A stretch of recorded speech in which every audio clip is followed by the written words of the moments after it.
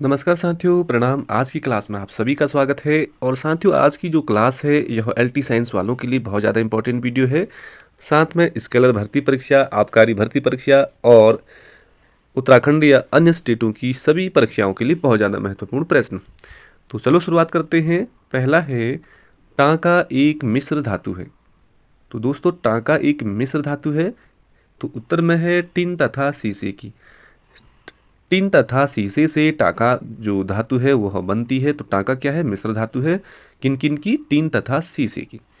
बढ़ता अगले प्रश्न संख्या पे। अगला प्रश्न है, पीतल में कौन सी धातु का संयोग होता है? तो पीतल जब बोलेगा तो पिताजी आपको याद रखना है, पिताजी। तो पी से पीतल, तो से तांबा और जौ से जस्ता, पिताजी। तो ये ट्रिक है। पीतल किन दो धातुओं के संयोग से बना होता है साथियों? तो तांबा और जस्ता आपको याद रखना है। पीतल भी एक मिश्र धातु है। अगला क्वेश्चन है थर्ड, स्टेनलेस स्टील मिश्र धातु है। जो स्टेनलेस स्टील है उसमें कौन कौन सी धातुएं होती हैं? तो उसमें लोहा, क्रोमियम, मैग्नीज और कार्बन। तो लोहा, क्रोमियम, मैग्नीज और कार्बन मिलकर के स्टेनलेस स्टील मिश्र धातु बनाते हैं। अगला क्वेश्चन है चौथा, कि स्टेनलेस स्टील बनाने के लिए लोहे में क्या मिलाया जाता है?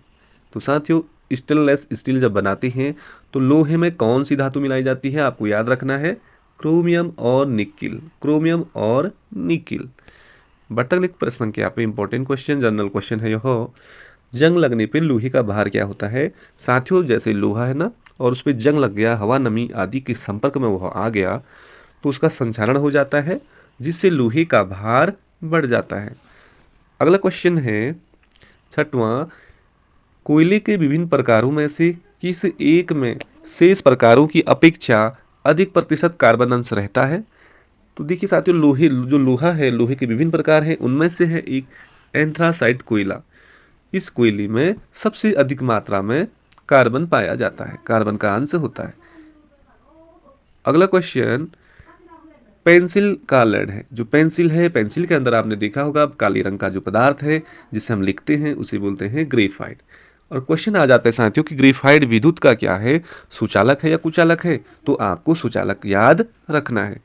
ये सारे जनरल क्वेश्चन हैं, सभी परीक्षाओं के लिए महत्वपूर्ण है। किसे शुष्क बर्फ कहते हैं? शुष्क बर्फ तो साथियों किसे कहते हैं? तो CO2। आगे से लिख के आएगा सॉलिड CO2।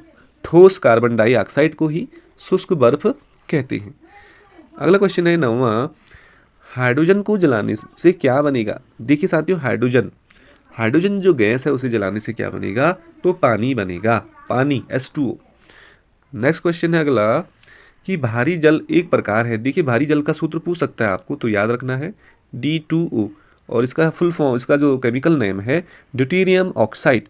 तो भारी जल एक प्रकार है। भारी जल का जो उपयोग किया जाता है नाभिकीय रिएक्टर में मंदक के रूप में, मंदक। अगला है साथियों कि पानी की स्थायी कठोरता। देखिए, स्थायी पूछेगा, स्थायी कठोरता के लिए कौन उत्तरदायी है? तो पानी की जो स्थायी कठोरता है वो किसके कारण होती है? कैल्शियम और मैग्नीशियम क्लोराइड व सल्फेट। कैल्शियम, मैग्नीशियम के क्लोराइड्स व सल्फेट के कारण पानी की स्थायी कठोरता को दूर किया जा सकता है। अगला क्वेश्चन है साथियों 12वां, कि पानी का शुद्धतम रूप क्या है?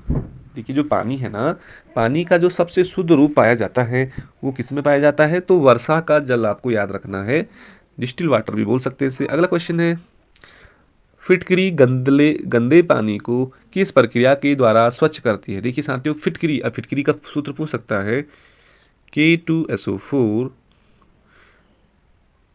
Into Al2SO4 into 24H2। ये तो बड़ा सा हो जाएगा, आप फिटकरी के सूत्र को देख लीजिए। अगला क्वेश्चन है 14वां, कि कौन सा हास्य गैस के रूप में प्रयुक्त होता है? देखिए, हंसने वाली गैस है साथियों, कौन सी है? Nitrous oxide. यहाँ पे हिंदी में लिखा है, यदि इस तरह से देगा तो नाइट्रस ऑक्साइड, और फॉर्मूले के तौर पे देगा तो N2O। N2O आपको याद रखना है। कौन सा हास्य गैस के रूप में प्रयुक्त होता है? तो N2O, नाइट्रस ऑक्साइड। अगला क्वेश्चन है साथियों, जल में आसानी से घुलनशील है। देखिए, वाटर सॉल्युबल्स जो कंपाउंड है वो कौन सा है? तो अमोनिया आपको याद रखना है। और अमोनिया का जो फॉर्मूला होता है NH3 अमोनिया का सूत्र होता है। अगला क्वेश्चन है साथियों, सामान्यतः गुब्बारों में कौन सी गैस भरी जाती है? देखिए साथियों, क्वेश्चन आया भी है, बहुत बार हाल की परीक्षाओं में भी आया है। जो गुब्बारे होते हैं उनमें कौन सी गैस भरी जाती है? गलती से सब हाइड्रोजन कर देते हैं, हीलियम गैस आपको याद रखना है। तो गुब्बारों में भरी जाने वाली गैस है हीलियम, हीलियम का He, और इसका एटॉमिक बोले तो 2 होता है। अगला क्वेश्चन है साथियों कि अश्रु गैस है जिससे आंसू निकलते हैं, अश्रु गैस क्या है? अमोनिया, और अमोनिया का सूत्र क्या बोला हमने? NH3। NH3 अमोनिया को ही अश्रु गैस कहते हैं। अगला क्वेश्चन है साथियों, नीला थोथा क्या है? नीला थोथा तो कहाँ पर सल्फेट CuSO4 इंटू 5S2 इसका फॉर्मूला होता है। नीला थोथा क्या है? तो कॉपर सल्फेट। नेक्स्ट क्वेश्चन है साथियों, खाने का सोडा, खाने वाला जो सोडा है और इसका जो रासायनिक नाम है सोडियम बाइकार्बोनेट, और इसका फॉर्मूला होता है साथियों, इसका फॉर्मूला हो जाएगा खाने वाले सोडे का NaHCO3। फॉर्मूला पूछेगा तो NaHCO3 ये खाने वाला सोडा है और इसका केमिकल नेम है सोडियम बाइकार्बोनेट। अगला क्वेश्चन है साथियों कि धोने का सोडा बोले तो धावन सोडा, धोने का सोडा बोले तो धावन सोडा, इसका जो रासायनिक नाम है सोडियम कार्बोनेट, और इसका फॉर्मूला होता है Na2CO3 इंटू 10H2O। यहाँ पे 10 जल के अणु होते हैं। क्वेश्चन पूछ देता है कभी कि धावन का जो सोडा है, धोने वाला सोडा, इसे बेकिंग सोडा भी बोलते हैं, इसमें जल के अणु कितने होते हैं? तो 10 जल के अणु होते हैं, आपको बाय हार्ट याद रखना है।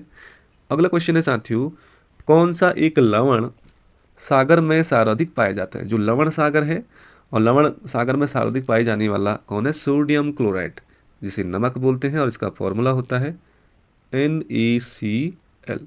सोडियम क्लोराइड इसका केमिकल नेम है और यह लवण सागर में सर्वाधिक पाए जाने वाला लवण है, नमक। अगला है साथियों 22वां कि मस्टर्ड गैस का उपयोग किया जाता है। अब मस्टर्ड गैस किसे कहते हैं?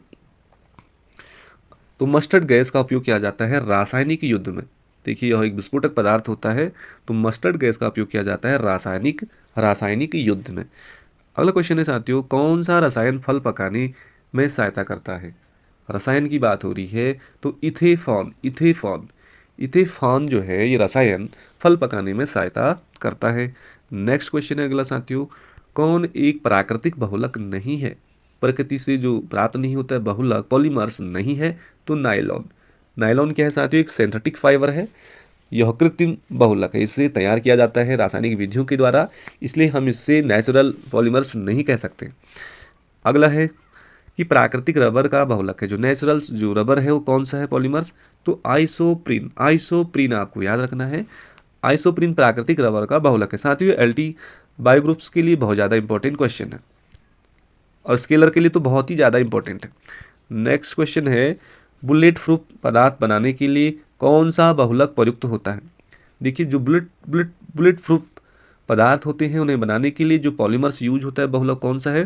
तो पॉलीकार्बोनेट्स आपको याद रखना है। पॉलीकार्बोनेट्स जो बहुलक होते हैं उनसे बुलेट प्रूफ पदार्थ बनाए जाते हैं। अगला क्वेश्चन है 27वां, किस द्रव के एकत्रित होने पर मांसपेशियां थकान का अनुभव करने लगती हैं? साथियों जब हमारी बॉडी, मनुष्य की बॉडी में जब उनकी मांसपेशियों में थकान या आलस या दर्द जैसी महसूस होती है तो उनमें लैक्टिक एसिड की मात्रा बढ़ जाती है। लैक्टिक एसिड बढ़ जाती है, इसलिए दही अगरा वगैरह जो खट्टी पेय पदार्थ होते हैं उन्हें नहीं लेना चाहिए और थोड़ी इधर उधर टहलना चाहिए। अगला क्वेश्चन है साथियों, नींबू खट्टा किस कारण होता है? देखिए जो नींबू है वो खट्टा किस कारण होता है? तो साइट्रिक अम्ल के कारण। जो नींबू में कौन सा अम्ल पाया जाता है? Citric acid.